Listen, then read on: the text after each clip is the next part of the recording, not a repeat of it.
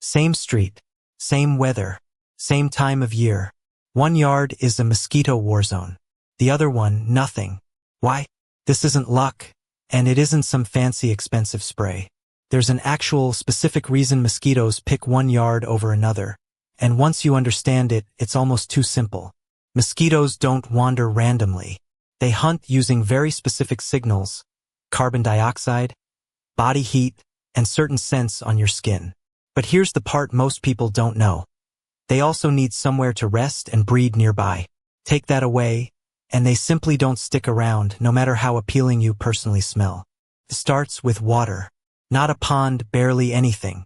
A bottle cap of standing water is enough for a female mosquito to lay over 100 eggs. That's the single biggest difference between a mosquito-heavy yard and a mosquito-free one. And these spots are sneakier than you'd think. Clogged gutters, the saucer under a plant pot, a wrinkle in a pool cover, a forgotten toy in the grass after it rains. None of these look like a mosquito breeding ground, but to a mosquito, they're basically a maternity ward. The mosquito-free yard isn't lucky. It just doesn't have anywhere close by for mosquitoes to lay eggs and complete their life cycle. And mosquitoes don't travel far. Most species stay within about 100 to 300 feet of where they hatch their entire life. That range is the whole secret. If your neighbor's yard is breeding hundreds of mosquitoes and yours is water-free, most of theirs simply never make it to you. It's not about being invisible to mosquitoes. It's about not being a nursery for them in the first place. So what does the mosquito-free yard actually do differently? It comes down to a 5-minute routine most people never bother with. Walking the yard after it rains and tipping out anything holding water. Gutters cleared so they drain instead of pool. Saucers under pots emptied, not just tipped. Toys picked up instead of left in the grass. Tarps and covers checked for dips where rainwater collects. None of this requires a single product, just consistency. Here's why timing matters so much. A mosquito can go from egg to flying adult in as little as 4 days. That means standing water only needs to sit for less than a week to produce an entirely new wave of mosquitoes. Miss one rainy week, and the cycle resets itself. This is also why sprays, candles, and plugins only go so far. They mask you or repel mosquitoes short-term, but if there's a breeding source nearby, you're fighting an endless, renewing supply. Removing the water source deals with the actual population, not just your visibility to it. Natural predators help too. Bats, dragonflies, and certain birds all eat mosquitoes in large numbers. Yards with more natural cover, trees, shrubs, water features that actually flow instead of sitting still, tend to attract these predators, which adds another layer of natural control. Notice the difference. Moving water and ponds with fish are actually fine.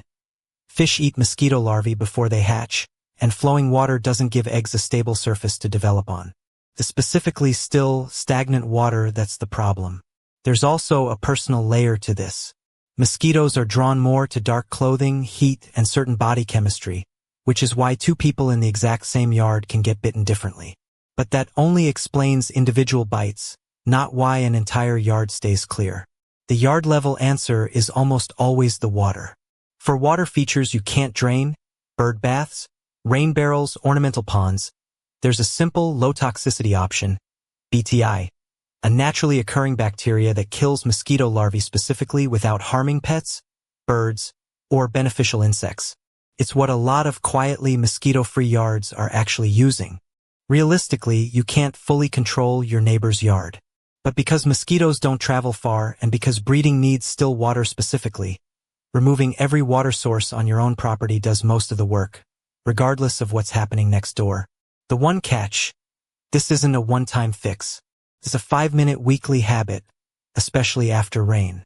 Skip a few weeks in peak season, and a new water pocket can undo all of it.